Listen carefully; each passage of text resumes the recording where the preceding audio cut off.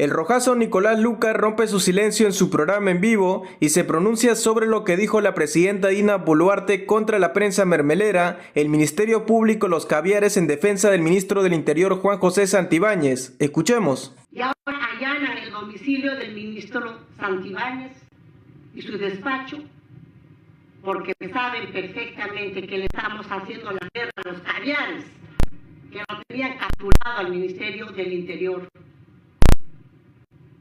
Y no vamos a dar marcha atrás. Pueden allanar la casa de todos los ministros si quieren. Pueden allanar el despacho de todos los ministros si así dispone la Fiscalía, que está jugando en pared con esta mala prensa para dar un golpe de Estado blanco. Ahora los golpes de Estado ya... La situación que estamos atravesando es, creo yo, a estas alturas insostenible.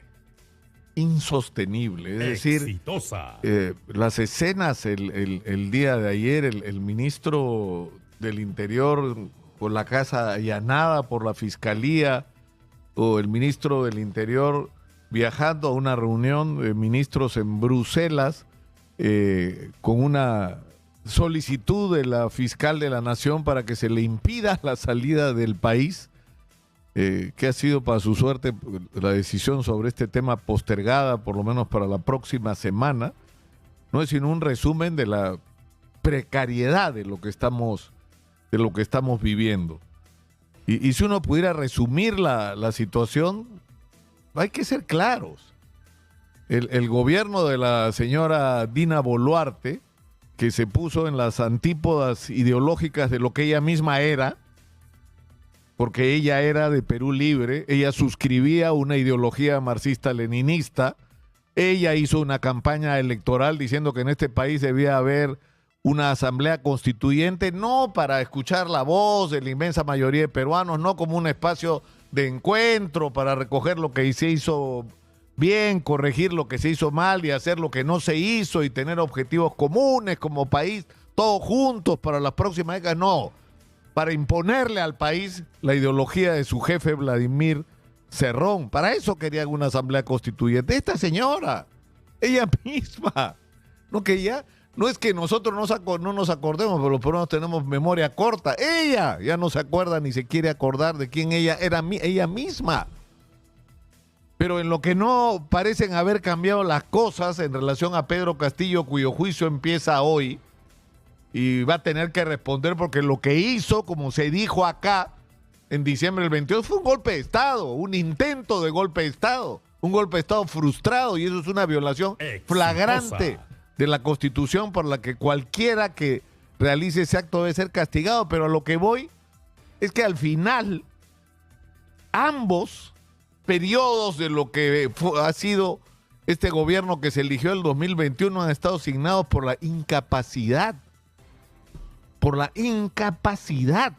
Es decir, se inaugura el puerto de Chancay a pesar de que el ministro de Transportes pareciera haber hecho todos los esfuerzos para que no ocurriera, y no hemos hecho nada alrededor del puerto de Chancay, nada. Se cae un poco nuestro aporte.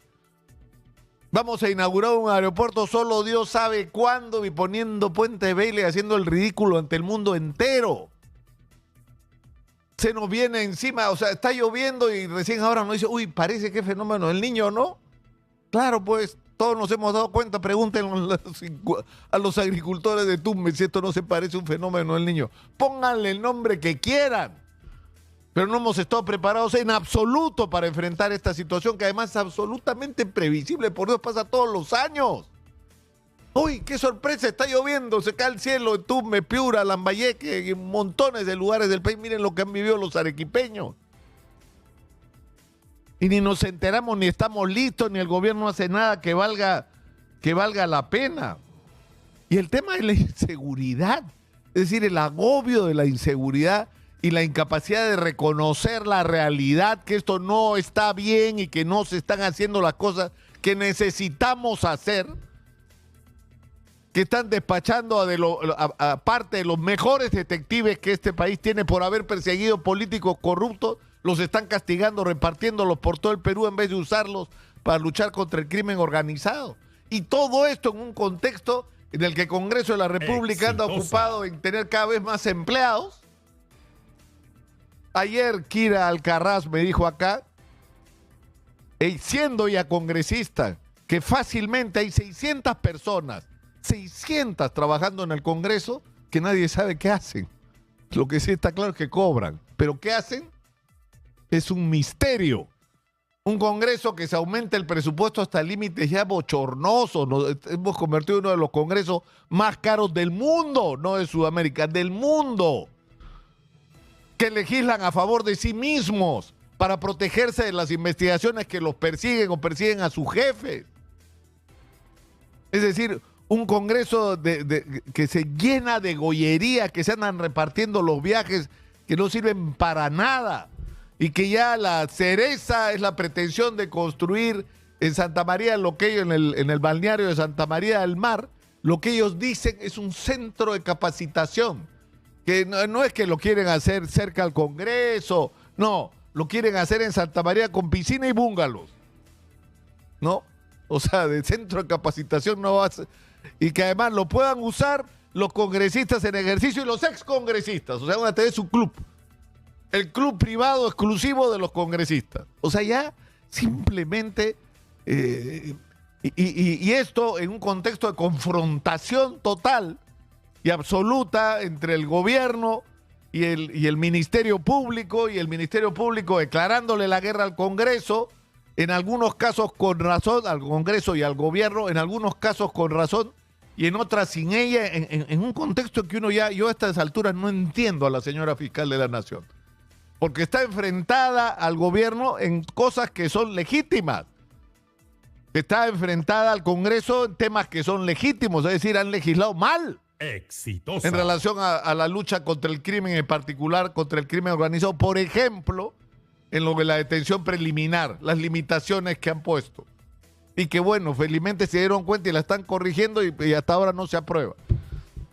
Esto tiene que cambiar. Pero también... Es decir, la Fiscalía de la Nación, la Fiscal de la Nación no solamente está enfrentada al gobierno, al Congreso, está enfrentada a su propia gente.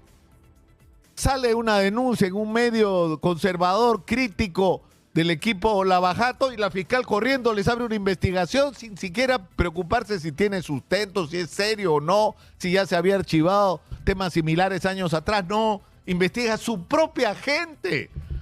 Es decir, está enfrentada a los suyos. Y ya lo de ayer ha sido, yo hasta ahora no puedo creerlo. Es decir, la fiscal de la Nación dice, en medio de esta guerra donde ya parece que todo vale, que los congresistas militares que reciben una pensión al recibir su sueldo como congresista están cometiendo un delito, que es el delito de la doble percepción. Están recibiendo un doble ingreso por parte del Estado cuando la ley prohíbe esto. Y César Delgado Guembes, que es un especialista, así como otros especialistas en estos temas, le ha dicho, no señora, la pensión no es equivalente a una remuneración, es una cosa distinta. La pensión se adquiere, entre otras cosas, con el aporte del propio trabajador. No es una remuneración, no la puede equiparar, entonces no es ilegal, no puedes disgustar, a mí me disgusta, a mí no me parece ético, pero legal es legal. Es decir, los señores militares jubilados en las Fuerzas Armadas, que son congresistas, tienen derecho a cobrar su jubilación y a la vez a cobrar una remuneración. Nos puede no gustar, pero legal es legal. Y la señora les ha clavado una denuncia. Y a todos los congresistas que votaron porque eso ocurra, que ya es simplemente el desenfreno.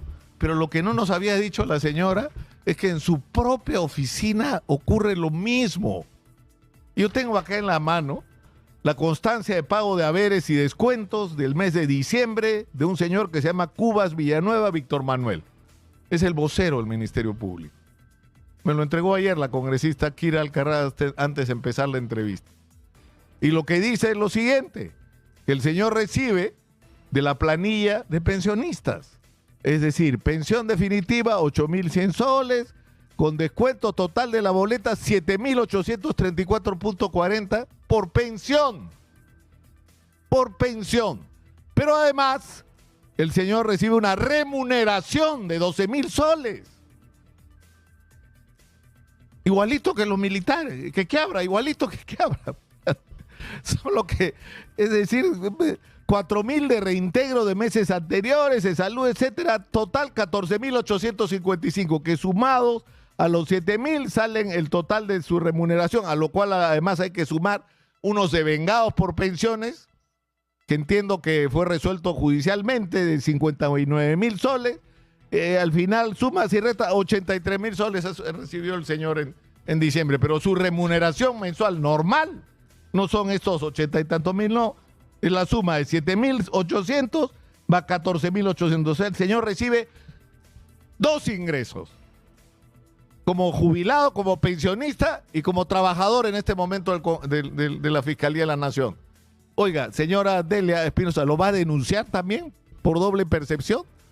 Pero si es su brazo derecho, es el que está ahí sentado, o sea, a él no y a los otros sí, o sea, no podemos estar así, en este desenfreno de confrontación, donde además ayer sale la señora presidenta de la República a hablar de golpes blandos, golpes, es decir, ¿a dónde, en qué termina esto? ¿Me pueden explicar?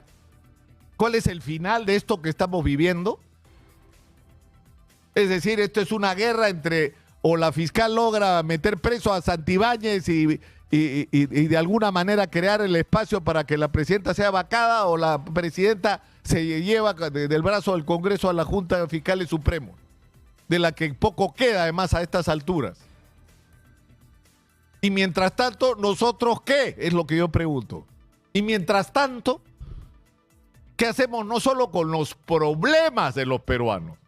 Que estamos agobiados ahorita por la lluvia, ahorita por la crisis de inseguridad, ahorita por los gravísimos problemas económicos que una inmensa cantidad de peruanos y sobre todo los pequeños y medianos empresarios están viviendo y que se arrastran desde la pandemia y que no terminan de resolverse porque tras un problema viene otro.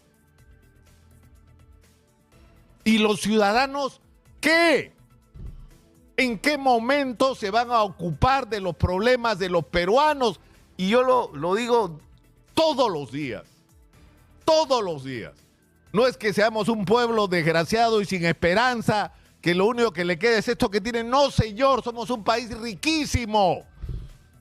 Y no estamos aprovechando esa riqueza para beneficio de todos los peruanos por esto. Porque esto que estamos viviendo es la política peruana. Es un asco. Es un asco. Es una vergüenza. Es una irresponsabilidad llevada al nivel extremo. Y esto tiene que acabar. Esto tiene que acabar. Esto tiene que tener un corte. O sea, hoy lo que necesitamos para enfrentar la crisis de inseguridad, para empezar, es que el ministro del Interior y la señora fiscal de la Nación se sienten en una mesa y se pongan de acuerdo sobre lo que nos interesa a los peruanos, que es recuperar el control de las calles, derrotar a las organizaciones criminales, porque estamos en una guerra que vamos perdiendo, y vamos perdiendo porque quienes deberían dirigirla están divididos, enfrentados y matándose entre ellos. Eso es la historia del Perú, además, ¿ah? ¿Por qué creen que hemos perdido tantas veces territorio? ¿Por qué creen que los chilenos hicieron lo que quisieron con nosotros en la Guerra del Pacífico? Porque estábamos así. Así, esto que estamos viviendo ya lo hemos vivido antes. Y no hemos sido capaces de aprender la lección y seguimos década tras década, siglo tras siglo en lo mismo. Pero yo creo que esto llegó al límite. Porque no hay derecho no solamente a que estemos sufriendo lo que estamos sufriendo, sino que estemos sufriendo en un contexto donde lo que deberíamos hacer es aprovechar al máximo las oportunidades extraordinarias que tenemos con el precio de los minerales, con la agricultura de agroexportación, con el turismo, con la pesca, con todo lo que tenemos, con las posibilidades de producir energía solar para venderle a Chile, a Ecuador, que están desgraciados con el tema de la energía. Nosotros tenemos para regalar, pero estamos ocupados en estas miserias. Entonces yo creo que algo tenemos que hacer, ¿no? Si alguien tiene una idea, por favor, si alguien tiene una idea, algo tenemos que hacer para parar esto y para tomar otro rumbo. Exitosa. Pero ¿cuál es el problema? Que va a haber elecciones, que ya están fijadas las fechas y los plazos. Tenemos 50 organizaciones políticas seguramente. Tenemos como 100, 120 personas que pretenden candidatear a la presidencia de la República, pues no tenemos opción. O sea, tenemos candidatos, pero no tenemos luz. Seguimos en el túnel. No hay luz al final, porque no hay nadie en quien creer. No hay nadie en quien creer. Y voy a terminar, conversaba con un amigo esta semana recordando algo que le debo a Antonio Zapata, que es entre otras cosas un gran historiador, y cuando éramos jóvenes me recomendó leer un libro de un ruso que se llama Pedro Kropotkin, que se llama La Gran Revolución, y que explicaba por qué había ocurrido la Revolución Francesa después de muchos años de descontento, de protestas, de sublevaciones campesinas salvajes contra la pobreza y la opresión de los aristócratas. Y la Revolución Francesa no se produjo porque la gente estaba indignada. La Revolución Francesa ocurrió el día en que esa indignación se encontró con la esperanza y la convicción de que el mundo podía ser diferente, con las ideas de la Revolución Francesa. Ese día las cosas cambiaron.